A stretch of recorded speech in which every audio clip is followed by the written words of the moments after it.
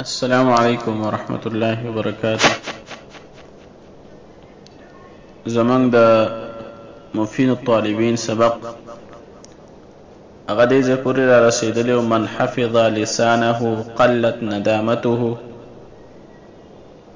کوم انسان چې د خپلې ژبې حفاظت وکړو نو د ده ندامت او پښیمانتیا دا به کمه شي.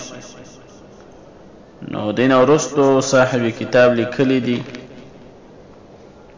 چې کل اناء هر یو لوښی ینزح بما فيه را سپاکی هغې لره څه چې په هغې کې وي. نو نزح ینزح یا نزح ینزح د دې یو معنی ده اوبه راتویول، او دویمه معنی د دې د سرمن ایستل، او درېمه معنی د دې د تنده ختمول، او د خفګان په معنی کې هم راځي. خو کل اناء هر یو لوښی ینزح بما فيه هغه راتویي راښکاره کوي هغې لره څه چې په هغې کې وي. دا په ښکاره باندې یو عامه خبره ده، خو مقصد د دې دا دی چې کله یو انسان د خولې نه خبره روباسي نو که چېرته د دې سړي زړه هغه صفا وي نو د ده د خولې نه به ښکلې ښکلې خبرې راوځي. خو که چېرته یو انسان دننه نه ګنده وي، زړه یې خراب وي، او داسې حسد او کینه او بغض دا قسمه خبرې دا قسمه صفتونه په ده کې موجود وي، نو چې کله د انسان خبرې کوي حقیقت راښکاره کېږي. او د بعض انسانانو د شکل او صورت نه پته لګي. هغه یو شعر دی د هغې اخري فکره ده وی خود نه بولے تو آنکھ کلام کرتی ہے. که یو انسان خپله په یو موقع باندې خبرې ونه کړي چې شکل صورت ته انسان وګوري نو پته لګي چې دا دې قبیلې له سړی دی. نو کل اناء هر یو لوښی ینزح بما فيه هغه راتویي راښکاره کوي هغې لره څه چې په هغې کې وي.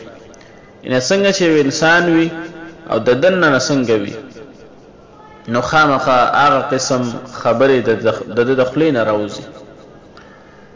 بیا دې نه وروستو صاحب کتاب لیکلی دی من قل صدقه قل صدیقه. کوم انسان چې رښتیا ویل پرېښودل، لفظي معنی دا ده من قل صدقه د چا چې رښتیا ویل کم شو. یعنې کله یو سړی دروغجن شي نو قل صدیقه د هغه ملګري هم کم شي. او کله چې یو سړی څومره رښتونی اگر که په هغه موقع باندې د ده ملګري کم وي په شورو کې، خو چې څومره خلکو ته حقیقت معلومیږي چې دا سړی په حق او په سچه باندې دی نو خلک بیا د ده ملګرتیا کوي. او مخکې د کتاب کې تیر شوي چې الصدق ینجي والکذب یهلک. رښتیا ویل دا انسان له نجات ورکوي، والکذب یهلک، او دروغ ویل دا سړي لره هلاکوي. نو من قل صدقه د کوم انسان رښتیا ویل چې کم شو، قل صدیقه دا هغه ملګري دا به هم کم شي. بیا دې نه وروستو صاحب کتاب لیکلی دی من کثر لغته کثر غلطه. لغته د دې معنی ده شور کول، لغته یلغط د دې معنی ده شور کول. نو دې صاحب کتاب لیکلی دی چې کم انسان شور ډېر زیات کوي، د کم انسان مطلب خبرې د چا سیوا شي، لغت د چا سیوا شي، خبرې ډېره زیاتې کوي، بل کس له نمبر نه ورکوي او بس ځان له لکیا دی. نو کثر غلطه د ده خبرې به ډېرې زیاتې غلطېږي. او دا مطلب هم دی چې کله یو انسان په حلم او بردبارۍ سره خبرې کوي، په نرمه لهجه باندې په ښایسته طریقه باندې خبرې کوي او یو خبره کوي، نو د هغه په خبره باندې خلک هم پوهېږي او دی خپلې خبرې ته سوچ هم کوي، او دی زر غلطېږي هم نه. خو کله چې یو انسان دې ته نه ګوري چې زه څه ویم او زما په دې خبره مخامخ کس پوهېږي او که نه پوهېږي، نو دی بیا دی فروانه ساتي چې څه وایم، نو بیا د دنه خبرې ډېرې زیاتې غلطېږي. نو لغته د دې اصطلاحي معنی د شور کول، خدا د خبرو په معنی کې استعمالېږي. یعنی من کثر لغته د چا خبرې چې سیوا شي، څوک چې شور ډېر کوي، کثر غلطه د هغه انسان خبرې غلطېدل دا به هم سیوا شي یا د هغه خطاګانې به سیوا شي. بیا دې نه وروستو صاحب کتاب ډېره ښایسته خبره کړې ده او په دې باندې هر یو کس له عمل کول پکار دي او په خپل ځان کې دا صفت راوستل پکار دي چې د چا سره مزاح ونه کړي.